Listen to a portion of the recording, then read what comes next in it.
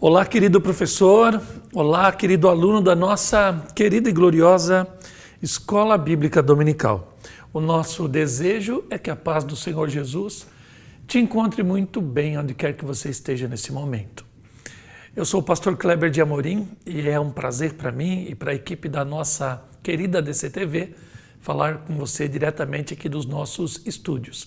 A ADC-TV é a TV da Assembleia de Deus em Criciúma, Santa Catarina, aqui no sul do mundo. Junto com vocês, fazemos parte desse exército que Cristo plantou em igrejas locais por este mundo afora. E todos os domingos de manhã estudamos a palavra de Deus e ensinamos a Igreja do Senhor nesse currículo maravilhoso das nossas EBDs. E além de estudarmos a palavra e ensinarmos de forma sistemática a palavra de Deus, temos o privilégio de formarmos os futuros obreiros da casa de Deus. E isso já faz com que você deva sentir honra pelo seu chamado. A EBD muitas vezes ela não é tão valorizada no nosso círculo evangélico e este ministério é um ministério que envolve muito empenho, muito esforço e muitas vezes na solidão do nosso quarto estamos estudando a palavra de Deus, pesquisando para fazer o melhor pela Igreja de Deus e muitas vezes isso não repercute em auditórios lotados, em eventos pomposos, né? em eventos que produzem fama, personalidades, projetam pessoas, mas o nosso trabalho ele vai marcando o tempo, fundamentando histórias e corações. E no final dessa jornada você vai ver o quanto valeu a pena esse trabalho metódico, esse trabalho sistemático, esse trabalho persistente, os resultados que você verá no fim dessa jornada, dessa caminhada, alegrarão muito teu coração e você perceberá que nenhum desses esforços de cada aula que você prepara foram em vão no Senhor. Está tudo guardado, está tudo registrado e o teu galardão ele é muito lindo. E ele virá de Deus com certeza, recompensando você por todo esse esforço. Que Deus abençoe então os nossos professores, as pessoas que estão sempre ligadas conosco e você que se interessa pela nossa EBD. Nós estamos estudando nesse quarto trimestre do ano de 2023 com o pastor Wagner Tadeu dos Santos Gabi, presidente da Assembleia de Deus em Curitiba, a nossa gloriosa IEADC, né? Que nós conhecemos muito bem e sempre estamos lá, ministrando a palavra de Deus. Estamos estudando com ele até os confins da terra, pregando o Evangelho a todos os povos até a volta de Cristo. O tema do nosso trimestre, ele se identifica muito com a prática pentecostal, porque nós não pregamos só a atualidade dos dons, mas o uso desses dons, né, desse potencial dado por Deus através do batismo com o Espírito Santo, como o entrar, né, em um mundo de dons e de potencialidades de Deus para a evangelização dos povos. Então, o evangelismo, as missões transculturais falam muito ao coração do pentecostal, porque ele é cheio do Espírito Santo para pregar o evangelho. Então é um tema usual, é um tema nosso, nós temos propriedade para falar dele e o pastor Wagner também, ele se esforça em escrever um conteúdo poderoso de maneira muito simples para que tudo fique muito bem entendido e esses ensinamentos eles sirvam para o aperfeiçoamento do nosso ministério evangelístico. Estamos aí na lição de número 4, proposta para o dia 22 de outubro do ano de 2023. O tema está aí na tela, missões transculturais no Novo Testamento. Chegamos então no Novo Testamento e a leitura bíblica em classe está lá em Isaías, capítulo 61, versos 1 e 2, onde o texto diz que o Espírito do Senhor Jeová está sobre mim, e depois Lucas 4, 17 a 20, quando Jesus ele está então na sinagoga, toma o livro, acha essa passagem de Isaías e ele vai dizer que naquele dia estava se cumprindo a palavra do profeta Isaías nele. E então ele está dizendo que está ungido pelo Espírito para pregar às gentes e fazer a obra de Deus para o seu tempo. Texto de ouro para nós nessa lição, João 3,16, porque Deus amou o mundo de tal maneira que deu seu Filho unigênito, o único gerado, para que todo aquele que nele crê não pereça, mas tenha vida eterna.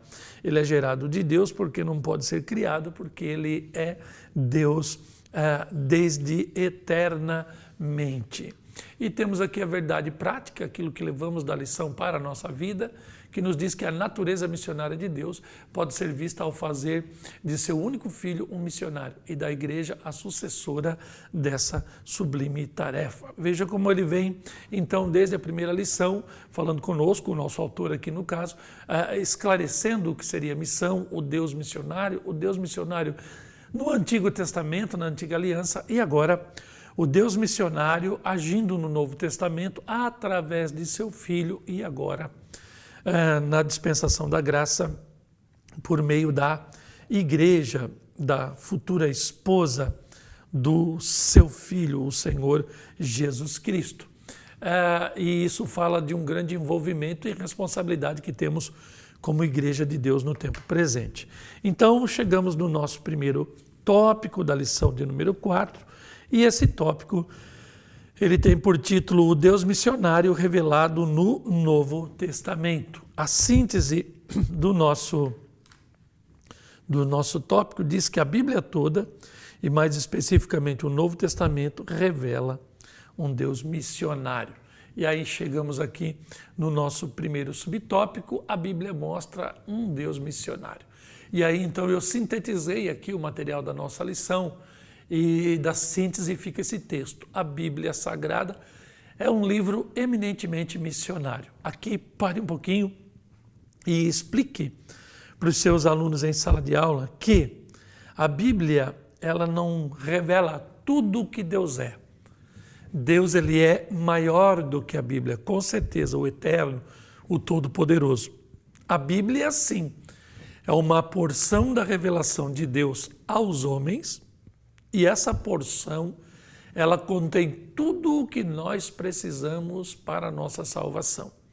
Então, a intenção de Deus em revelar a sua palavra já é nos alcançar através da nossa razão, do nosso intelecto, da nossa inteligência. Então, ele vai falar conosco e vai trazer de dentro de nós aquilo que há de essencial vindo de Deus. Ele está trazendo, então, da morte causada pelo pecado, trazendo de lá aquilo que reside em nós, que ainda é digno e Deus ama, ele vai trazendo a vida através do intelecto, através da palavra. Então, na palavra, o Deus pessoal revela toda a sua ciência naquilo que precisamos saber para a nossa salvação. Então, o propósito de revelar a nós a sua palavra já é missionário. E toda a narrativa bíblica vai mostrar esse Deus, esse Deus que transcende, vindo em um ato imanente nos tocar, andar conosco, falar conosco, querer o nosso bem. Então, a Bíblia, na sua composição, é um livro missionário, né? E a própria natureza bíblica é missionária. O Deus missionário a inspirou. E no Antigo Testamento, Israel não alcança os objetivos de Deus, que é levar o amor de Deus para todos os povos. Ele não entendeu isso e fechou-se em um exclusivismo ignorante. Todavia, a partir do Novo Testamento, Deus usa a igreja para mostrar ao mundo o seu grande e sublime amor. Então, Paulo vai dizer aos Romanos, lá no capítulo 11, que o grande pecado de Israel é a jactância, é o orgulho de serem o povo de Deus, de terem a lei, os profetas. Capítulo 9 de Romanos, leia principalmente o começo lá do capítulo 9 de Romanos. Eu acho que dá até tempo para a gente ler aqui, eu não coloquei aqui nos nossos slides, mas me ocorreu de a gente relembrar aqui Romanos 9, quando Paulo vai dizer que em Cristo ele está dizendo a verdade e o Espírito Santo ele dá testemunho da sua consciência, porque ele tem grande e contínua tristeza no coração e ele desejaria, né, pela sua ascendência humana, estar separado de Cristo por amor dos judeus, que são de fato os israelitas, e deles, olha o que Paulo diz que é, lá no Romanos 9,4, ele vai dizer assim, ó, eu queria, pela ascendência, por amor carnal aos meus irmãos, me separar de Jesus. O Espírito Santo ele me dá esse testemunho, ele sabe da minha consciência. Mas agora ele conhece Jesus e ele não pode mais. Mas ele vai dizer que de Israel, 9,4, é a adoção de filhos, é a glória, são os concertos, é a lei, é o culto, são as promessas, os pais, e do qual é Jesus Cristo segundo a carne, Deus bendito eternamente, amém. Então ele lançou aqui 8 elementos que fazem parte da cultura de Israel, do ideário de Israel, da vida de Israel. Então tudo isso, em vez de transformar o coração deles em uma nação missionária, fez deles serem exclusivistas e jactantes de si mesmos. Então isso impediu os povos de compreenderem a graça já no Antigo Testamento. E isso agora pela igreja vai ser revelado. No subtópico 2, uma perspectiva missionária no Novo Testamento. De novo, faço uma síntese aqui do texto da lição, e ela nos diz que o ensino no Novo Testamento é totalmente missionário. Verdade. Por Israel falhar no seu propósito missionário, Deus organiza a Igreja de Cristo para levar adiante seu propósito de redenção universal do ser humano. Redenção é o título que se dá à ação do Evangelho ou os efeitos do Evangelho na vida humana. O Evangelho revela um plano redentor. E dentro desse título maior, há subtítulos embaixo na redenção. A redenção é o ato do Evangelho na salvação. Só que isso começa na regeneração, que é o novo nascimento, na justificação, que é uma linguagem judicial, quando Deus então está perdoando os pecados da humanidade. Temos aqui a adoção, que é o fato de Deus nos trazer de estrangeiros a filhos, né, e co-herdeiros de Jesus Cristo. Temos agora a santificação, que é um processo contínuo, continuado, que vai até o final da nossa vida em Cristo. Então a santificação, ela nos prepara para nos encontrar com Deus, e a glorificação, que seria o final desse processo, quando o corpo humano for redimido por completo. Então, a glorificação do corpo ocorrerá no arrebatamento da igreja e na ressurreição dos mortos. Então, quando os mortos em Cristo ressuscitarem para se encontrarem com o Senhor, nós seremos transformados, o corpo será então glorificado e seremos como o Senhor ressurreto. Brilharemos no céu como astros e outras linguagens que a Bíblia nos fornece para compreender esse eterno e perfeito estado onde estaremos lá. Então a redenção abarca tudo isso. No Senhor, o Filho unigênito de Deus, nosso Senhor, o Filho unigênito de Deus, foi enviado ao mundo, fazendo-se assim um missionário por excelência. Não por acaso o missionário escocês David Livingstone, ele disse, Deus tinha um único filho e fez dele um missionário. Então, para quem não conhece, esse aqui é David Livingstone, um grande missionário da Grã-Bretanha, e ele, então, quando era jovem, ele era muito afeito às ciências, e no século XIX, realmente, o que está em voga na Inglaterra é o naturalismo das navegações. Nós temos ali a questão de Charles Darwin, a evolução. Então, está em voga naquele momento, não só as discussões do materialismo histórico de Marx, ali do século XVIII, mas agora temos também o naturalismo como uma consequência desse materialismo.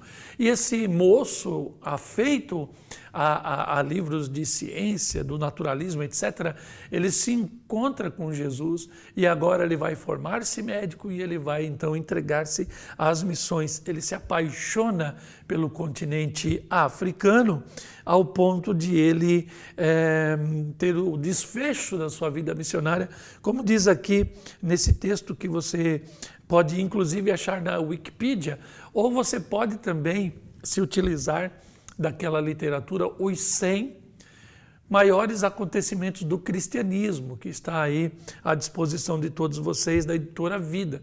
Então lá vai contar a história do David Livingstone quando ele foi então para as missões, o seu casamento na África, ele foi atacado por um leão e a filha de um amigo dele, missionário, que acaba cuidando dele, dos ferimentos que ele teve nesse embate com o leão, acaba casando com ele, a Mary, e depois fala das dificuldades também do matrimônio, das constantes viagens que ele empreendeu no interior do continente africano. Ele, embora missionário, afeito às ciências, é descobridor de vários lugares da África registrados até hoje.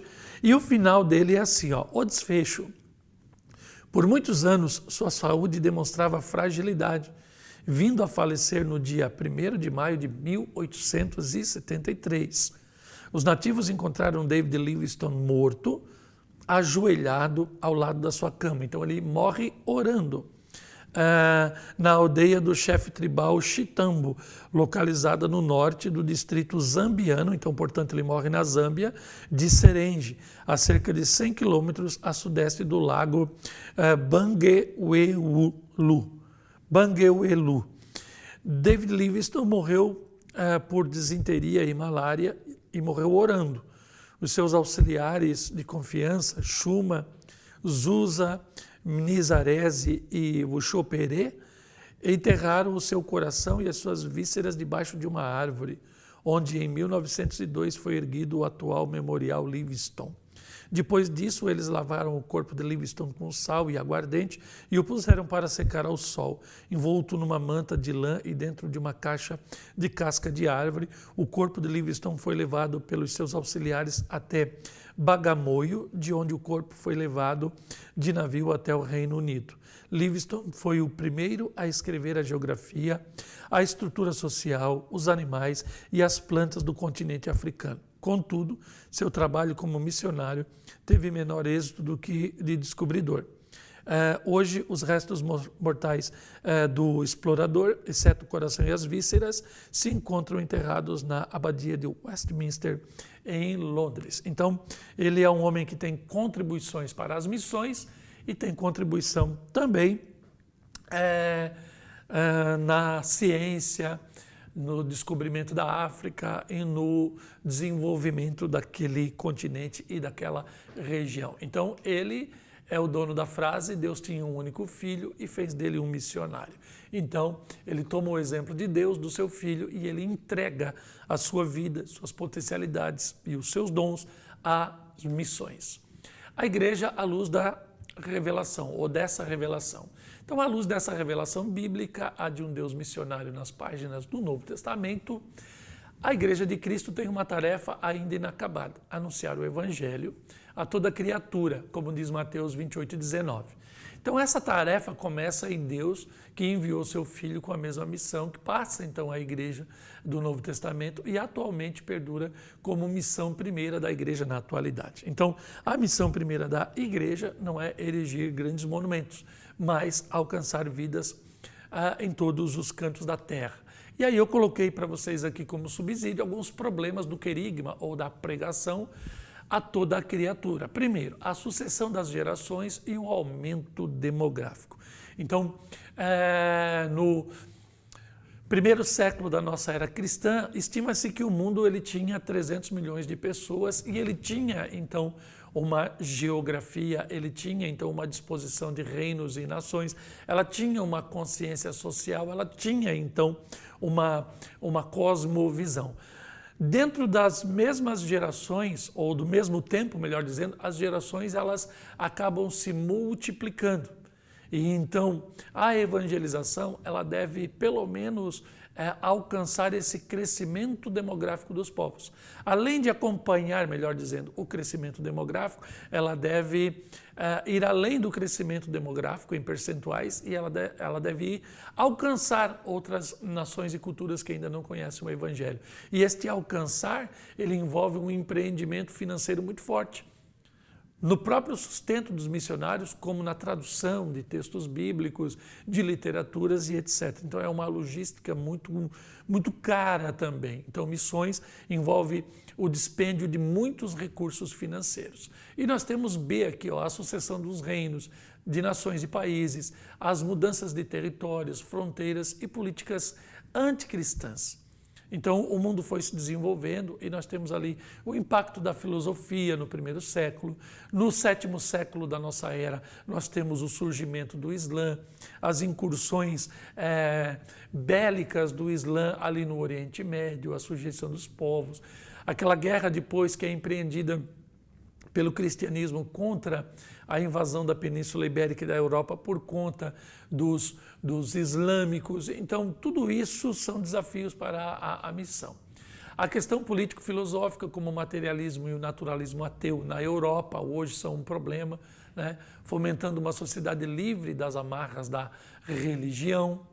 Nós temos, na questão político-filosófica, as revoluções comunistas na União Soviética no princípio do século passado, depois a Revolução Comunista na China.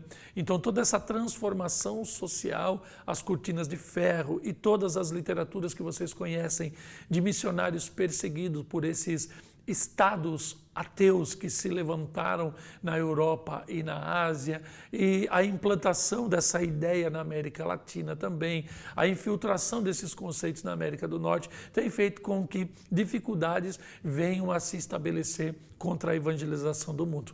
Hoje nós temos a visão progressista, né, da esquerdo-progressista, que vem implantando uma mentalidade onde nós não podemos alterar as culturas locais, principalmente as indígenas, e sermos tolerantes com as outras culturas. Então as outras culturas, elas não se desenvolvem, não têm o mesmo desenvolvimento filosófico, político, social, material que temos no Ocidente por conta da cultura cristã. Aí então, por conta dos seus conflitos, eles imigram para as culturas cristãs e depois eles acabam adentrando aos territórios cristãos e não se diluem na cultura local, mas criando certas bolhas e dificultando inclusive o contato. Ou seja, eles vêm buscar aqui a segurança, a paz que o cristianismo proporcionou às suas sociedades, mas eles vêm aqui com a intenção de mudar a consciência local e implantar o seu estilo de vida aqui. Ou seja, somos tolerantes com outras visões religiosas, mas não somos tolerados nos lugares de onde essas pessoas também vêm. Então esses impactos, eles são típicos da modernidade e eles são um empecilho, eles são um entrave, eles são de fato um gatilho que deve ser vencido para que o mundo seja evangelizado. As questões de idiomas, dos dialetos dos povos remotos e a necessidade de traduções das escrituras a essa realidade, como eu já falei. Então tudo isso são desafios do querigma a toda criatura nos tempos atuais e você pode explorar muito isso na sua aula e isso vai dar muito assunto para você compartilhar com seus alunos. Temos aqui o segundo tópico da nossa lição, missões dos evangelhos e em Atos dos Apóstolos. E aí, a síntese desse tópico vai nos dizer que nos evangelhos e em Atos dos Apóstolos, as missões ocupam uma posição relevante. Vamos então aqui para os textos da lição. Jesus salva e tornou o seu povo uma agência missionária. Então ele salvou a gente e nos fez missionários. E nós, como uma coletividade, somos agora uma agência missionária. Alguns dizem uma embaixada do reino de Deus. Seu ministério foi marcado por ações missionárias, demonstrando muito amor, compaixão, enquanto anunciava a salvação às pessoas. Os evangelhos, eles também foram produzidos pelo Espírito Santo para que as pessoas pudessem, ao tocá-los e ao conhecê-los, conhecer o amor de Deus. Não por acaso cada um dos evangelhos é concluído com o mandato da grande comissão, como está em todos os textos que vocês podem ver aí. Então eu coloquei aqui, chegamos no subtópico de número 2, nos Atos dos Apóstolos, os missionários Filipe e Pedro. Muito bom falar sobre eles aqui. Então os primeiros cristãos e líderes tinham a missão de propagar a salvação a todos os povos. E Filipe foi o primeiro missionário transcultural da igreja primitiva, como a gente vê lá em Atos 8, quando ele vai a Samaria. E depois Pedro tem a experiência de pregar na casa de Cornélio e ser, então, desafiado no seu conceito hebraísta, muito judaizante ainda, quando ele vê o Espírito Santo batizar toda a família de Cornélio enquanto ele pregava a palavra de Deus. E eu coloquei aqui alguns dados interessantes sobre, principalmente, Filipe, porque nós sabemos que Pedro depois vai para Roma, escreve de lá as suas epístolas gerais, e então Pedro teve a sua experiência também transcultural, se tornando uma ponte entre a igreja de Jerusalém, com aquela visão muito legalista, para as gentes. Então Pedro ele tem participação também nesse movimento de transpor o cristianismo de Jerusalém para todos os cantos do mundo. Mas vamos falar aqui de Filipe especialmente. Eu particularmente tenho um carinho muito grande por esse personagem. Desde cedo os dons do Espírito se dão conforme a necessidade do momento. Então veja, por que eu coloquei esse ponto de número A? Porque há certas urgências de Deus na salvação das almas. E o cristão ele deve estar preparado, seja ele homem ou mulher, seja ele rico ou pobre, seja ele douto ou indouto ou letrado, ele precisa estar à disposição do Espírito Santo. Então, no momento que surge a necessidade, o Espírito Santo vai nos usar. E por que eu digo isso? Filipe é o melhor exemplo de que o dom se manifesta na necessidade. B. Filipe foi um dos primeiros dos 7 diáconos, né? Então naquela ordenação dos diáconos, eu posso usar esse termo aqui, ele estava presente, mas ele desempenha o papel de evangelista lá em Samaria e ele é reconhecido depois como evangelista.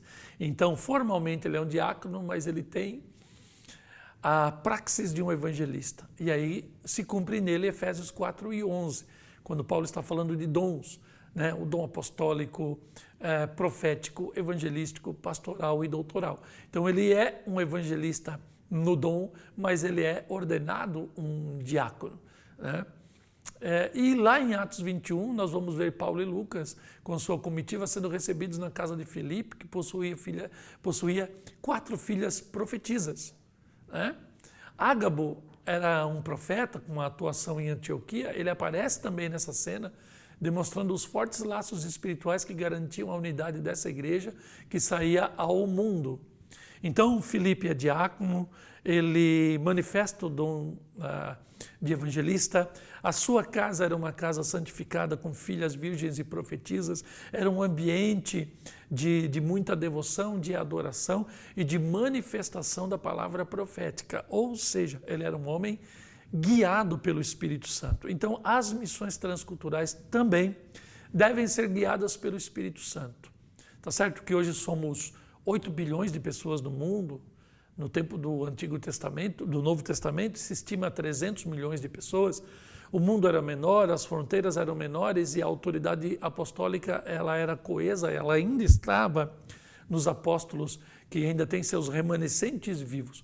Hoje nós temos essa diversidade denominacional, mas nós temos o Espírito Santo que deu autoridade apostólica àquele colégio de Cristo e que está com a igreja nos tempos atuais e tem sim múltiplos projetos com o mesmo fim. Então, seja na denominação que for, desde que ela seja cristã bíblica e ortodoxa, é claro, né? Não uma denominação herege, e pasmem, né? As seitas e as seitas heréticas, elas são muito organizadas porque elas pretendem o controle dos seus membros, e as igrejas de Cristo, aquelas que são ortodoxas e verdadeiramente cristãs, elas não têm esse apelo ao controle emocional e racional, intelectual dos seus membros, né? Então essas igrejas sérias, elas devem aprender a ouvir a voz do Espírito Santo, como estamos vendo aqui no caso do nosso personagem Filipe. Nos Atos dos Apóstolos, ainda sobre o subtópico 3 aqui, o meu slide está errado, nos Atos dos Apóstolos, os missionários Paulo e Barnabé, eu errei aqui, me perdoem. Então, sobre o terceiro subtópico aqui, que está ali o título errado, eu coloquei apenas o subsídio para vocês. A igreja de Antioquia nasce da perseguição derivada do discurso de Estevão. Isso você vai observar lá em Atos 11, 19. Então, ela é uma igreja que já é resultado do querigma. Já expliquei muito aqui sobre o querigma. O querigma é a pregação feita do jeito certo. E você vai ver no discurso de Pedro em Pentecostes e você vai ver no discurso de Estevão diante do Sinédrio. É uma acusação do mundo pelo assassinato do Filho de Deus. Pregar o Evangelho impõe a justificação daqueles que creem em Jesus e a condenação daqueles que mataram o Filho de Deus. Oriundo disso vem uma perseguição que vai formar a igreja de Antioquia. Então ela é uma igreja que é fundada sobre dores, sentimentos pesarosos. Então é uma igreja que conhece o querigma de verdade. B. Os de Jerusalém que chegam a Antioquia falavam a judeus apenas, mas alguns de Chipre e Cirene. Então, Chipre é aquela ilha do mar Mediterrâneo, Cirene está ali no norte da África, perto de Alexandria, e eles certamente são crentes oriundos do discurso de Pedro, no Atos dos Apóstolos, e eles fazem parte de localidades que enviaram judeus para Jerusalém. Então, esses que vieram do Pentecostes com essa chama e esse ardor evangelísticos, eles vão falar abertamente sobre Cristo lá em Antioquia da Síria. Então, eles abrem o evangelho para a cidade e nasce a igreja de Antioquia. A igreja de Jerusalém envia pessoas perseguidas, mais tímidas, falando nas sinagogas, com muito cuidado, com muita parcimônia. Já os de Chipre e Cirene vêm e pregam o evangelho abertamente, como deve ser pregado. E nasce, então, esta igreja que tem fundamentos sólidos nos apóstolos, mas tem aqui um frescor missionário, por assim dizer. C. A igreja de Jerusalém envia Barnabé, que é o filho do vento, que a gente viu lá no capítulo, que a gente vê no capítulo 2 de Atos, que traz aquela grande prebenda, aquela grande oferta às necessidades da igreja. Então, a igreja de Jerusalém envia então o filho do vento até Antioquia, e para esta missão de cuidar da igreja de Antioquia, vai em Tarso buscar Saulo, que agora já tem ali um determinado tempo de cristianismo e já está preparado para as ações apostólicas que sucederão ao seu ministério. A igreja de Antioquia era composta de doutores e possuía uma forte ligação com a palavra profética. Você vai ver isso lá em Atos 11, 26 e 27. Quando os de Chipre e Cirene vêm, pregam, então o evangelho ele eclode naquela cidade, descem de Jerusalém profetas de Deus. Então se cumpre Efésios 2 e 20, né? O evangelho que nós conhecemos está fundamentado sobre apóstolos e profetas, e aí Atos 13 e 1 vai dizer que há muitos doutores naquela igreja. Uma igreja ela deve ter o frescor da palavra profética, dessa revelação que vem nova sempre, mas ela deve ter bases firmes e sólidas, né, no conhecimento profundo da palavra de Deus. Então, Deus ele dá apóstolos, ele dá profetas, ele dá evangelistas, ele dá pastores e dá à igreja doutores, os mestres. Então, veja como Deus, pelo seu Espírito, está fundando uma igreja com todos os elementos que ela precisa para exercer, de fato, o seu ministério na face da terra. Então nós vamos chegar aqui ao terceiro tópico da nossa lição, a missão cumprida nas cartas e no Apocalipse. A síntese desse terceiro tópico vai nos dizer que nas cartas paulinas e gerais, bem como no livro de Apocalipse, está presente o propósito missionário de instrução e consumação de tudo. Então, no primeiro subtópico aqui do tópico 3, vai nos dizer que o apóstolo escreve suas epístolas como um missionário, e é fato. Seu objetivo missionário, então, é de instrução e revelar assuntos doutrinários, práticos às igrejas que ele plantava. Então, as missões têm responsabilidades. Elas plantam igrejas e elas mantêm igrejas. E nós só podemos manter igreja com o estudo sistemático da palavra.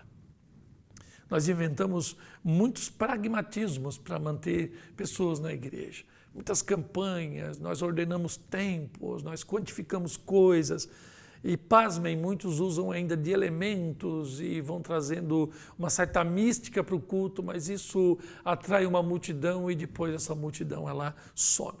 A palavra de Deus, Ao contrário disso, ela fundamenta, solidifica, transforma, salva, regenera, liberta e produz um povo de fato que vai morar no céu e vai se manter vivo na casa do Senhor. Então, nosso comentarista dá um exemplo aqui da intenção da carta dos Romanos, que vai falar da universalidade do pecado, e Efésios, que vai falar sobre a queda do muro de separação entre judeus e gentios, né?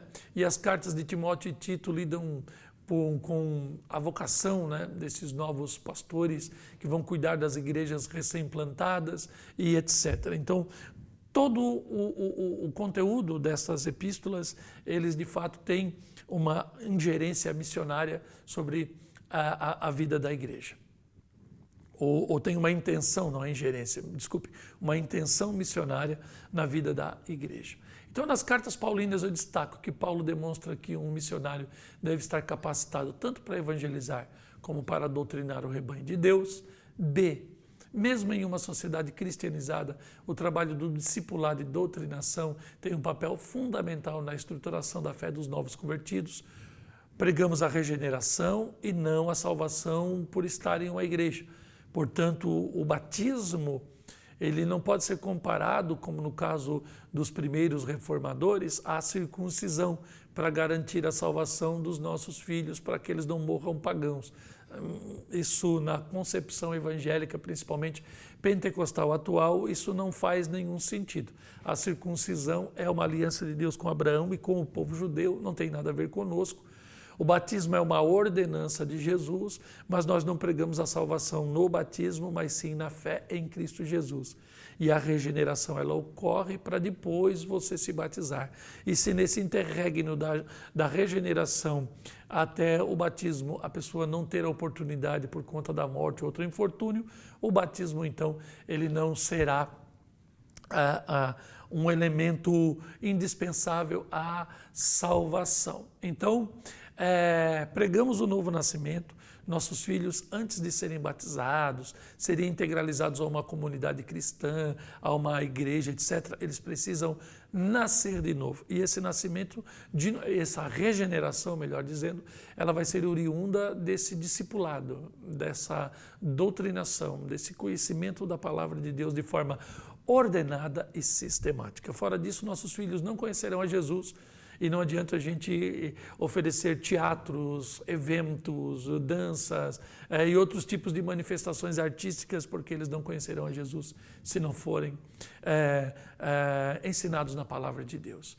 Objetivos doutrinários: revelar os fundamentos do Evangelho, a necessidade do Evangelho, a aplicação do Evangelho na nossa vida e a produção de esperança pela vida eterna, não amando mais o mundo, mas desejando o céu. Salvar os novos conversos do sincretismo, dessa mistura atual, e evitar a heresia e depois a apostasia. São objetivos de Paulo ao escrever as suas cartas e preservar os frutos da sua missão. Nas cartas gerais, as epístolas gerais dão um forte testemunho sobre missões, como a gente vê, por exemplo, em Hebreus, que vai demonstrar a descontinuidade da antiga aliança, enfatizando a nova como melhor. Vamos ver aqui também. A carta de Tiago contém a sabedoria prática para viver o Evangelho de Cristo. E, finalmente, Pedro, assegurando a nossa posição como povo de Deus e a esperança pela volta do Senhor Jesus.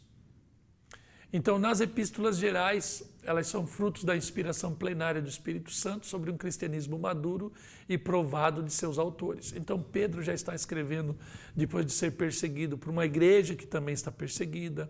O apóstolo Paulo, em muitas das suas cartas, ele está escrevendo diretamente das prisões. Então, é um cristianismo maduro, arrazoado, responsável, que vai então fundamentar esperança no coração dos leitores dessas epístolas.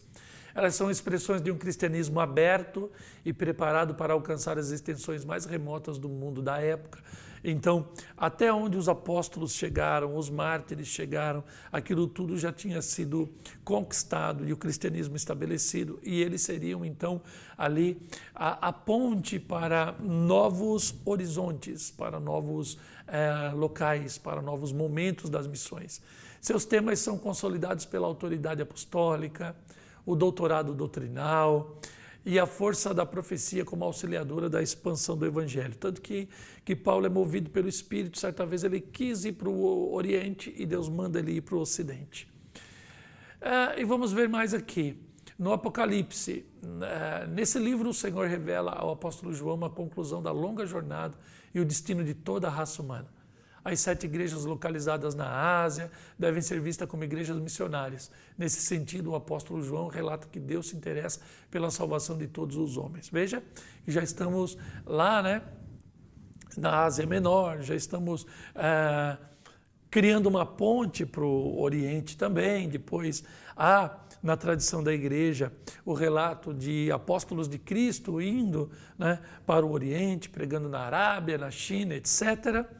E terminando aqui a nossa pré-aula, vamos aqui falar um pouco sobre a importância do Apocalipse numa visão missionária. A mensagem do Apocalipse é clara: Cristo está vivo, é vencedor eternamente sobre a morte e o inferno, ele sempre estará com sua igreja na sucessão dos tempos e nas eras vindouras. Ao transitar entre os castiçais na visão concedida por João, Jesus Cristo está afirmando que jamais abandonará as suas igrejas. Veja que no final do primeiro século, onde Apocalipse está sendo revelado, nós não temos a consciência papal de um centro universal do cristianismo, de uma liderança universal. As igrejas, elas estão implantadas dentro do Império Romano, e já saindo dele também. O Senhor está valorizando a pessoa do bispo local como anjo, como alguém que tem autoridade apostólica e profética, e além de pregar o evangelho, ele também revela a vontade de Deus para o seu tempo. Naquela época, a gente precisa entender que não havia ainda a edição da Bíblia, um cânon, então a tradição ainda era oral. Há muita importância da Septuaginta na vida daquele povo, né? Se prega o Evangelho, mesmo eles não tendo sido escritos, se bem que no final do primeiro século já há, então, a produção dos evangelhos, mas nós não temos a noção clara de quanto o evangelho já havia alcançado dentro das igrejas. Não havia gráfica para grandes produções, né, das escrituras, aquilo tudo era feito à mão pelos escribas. Então, é um processo que nós estamos vivendo e Jesus está dentro desse processo, está vivo eternamente, cuidando dos seus anjos, das suas igrejas, que são os castiçais, e ser as estrelas à sua destra, fala do seu relacionamento com os pastores do seu rebanho, Apocalipse 1 e 20. Ou seja, o Deus missionário, que enviou Jesus como missionário, que fez a sua igreja missionária, estão unidos agora, segundo Apocalipse, para que as missões não parem. Então, concluímos a lição de hoje, chegamos ao final da nossa pré-aula, pedindo que você ore, que você, então, interceda pelas pessoas envolvidas aqui nesse projeto, que estão aqui na tela, nesse expediente, e que você possa curtir o nosso vídeo, você que chegou até o final aqui da nossa pré-aula, que você divulgue nos seus grupos de relacionamento, para que a gente alcance um pouco mais de pessoas e sejamos mais relevantes aqui nessa plataforma. E no demais, desejamos que você tenha uma ótima pré-aula nesse próximo domingo e que o Senhor nos dê saúde e graça para termos um novo encontro na lição de número 5. Então, até lá, muito obrigado, que Deus abençoe, tchau.